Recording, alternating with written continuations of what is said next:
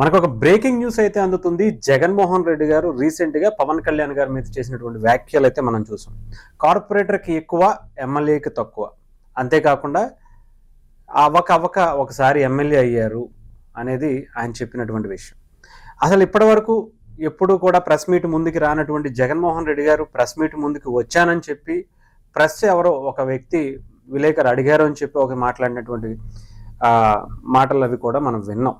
అయితే అక్కడ ఉంది ప్రెస్ మీటింగ్ రిపోర్టరా లేదంటే ఎవరో ఏంటి అనేది మనం పక్కన పెడితే, ఇక్కడ జగన్మోహన్ రెడ్డి గారు చాలా కీలకమైనటువంటి విషయాలన్నింటినీ కూడా పక్కదోవ పట్టించే ప్రయత్నం కోసమే సోషల్ మీడియాని ఆ ఇష్యూ వరకు వెళ్లకుండా టర్న్ చేయడం కోసమే డైవర్టింగ్ పాలిటిక్స్ చేస్తున్నారు అని చెప్పి నేను నిన్న కూడా ఒక విషయం చెప్పాను. దానికి సంబంధించి ఈరోజు ఏదైతే వివేకానంద రెడ్డి గారి హత్య కేసులో కీలకమైనటువంటి సాక్షులుగా ఉన్నటువంటి చాలా మందిలో ముఖ్యంగా వాచ్మెన్ రంగయ్యది నిన్న హత్య ఏదో ఒకటి జరిగింది. ఒక అనుమానాస్పదమైనటువంటి మృతిగా దాన్ని అయితే తీసుకుంటాం అయితే జరిగింది పోలీసులు. దీని మీద కూడా చాలా తీవ్రంగా పోలీసులు విచారణ అయితే చేపట్టబోతున్నట్టుగా కూడా తెలుస్తుంది. దీనికి సంబంధించి ఒకసారి కీలకమైనటువంటి విషయాలు ఒకసారి చదువుతాను. వివేక హత్య కేసు ప్రత్యక్ష సాక్షి వాచ్మెన్ రంగయ్య మృతిపై కడప ఎస్పీ సంచలన ప్రెస్ మీట్ కూడా ఆయన పెట్టడం జరిగింది. వాచ్మెన్ రంగయ్యది అత్యంత అనుమానాస్పదమైనటువంటి మృతిగా పరిగణిస్తున్నాం. ప్రధాన సాక్షులు 5 చనిపోయారు.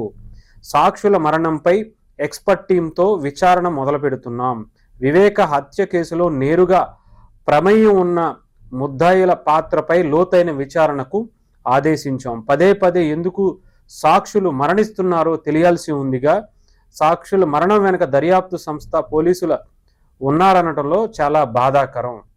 ఒకే పరిణామ క్రమంలో జరుగుతున్నటువంటి ఈ మరణాలు అన్నీ కూడా సైంటిఫిక్ ఎవిడెన్స్తో దర్యాప్తు కొనసాగుతుంది అని చెప్పి కడప జిల్లా ఎస్పీ జీవీజీ అశోక్ కుమార్ గారు నిన్న ఒక ప్రెస్ మీట్ పెట్టి చెప్పినటువంటి విషయాలు అంటే చాలా క్లియర్గా, ఎప్పుడైతే గతంలో కూడా ఇలాంటి హత్యలు 2-3 ఇప్పటికి 5 జరిగినాయి అంటున్నారు. 5 కూడా సాక్షులు, ప్రధానమైనటువంటి సాక్షులు, వివేకానంద రెడ్డి గారి హత్యకు సంబంధించినటువంటి ప్రధాన సాక్షులందరూ కూడా చనిపోయేటప్పుడు జగన్మోహన్ రెడ్డి గారు మనకు బాగా గుర్తుంటే ఇలాంటి డైవర్టింగ్ పాలిటిక్సే చేశారు.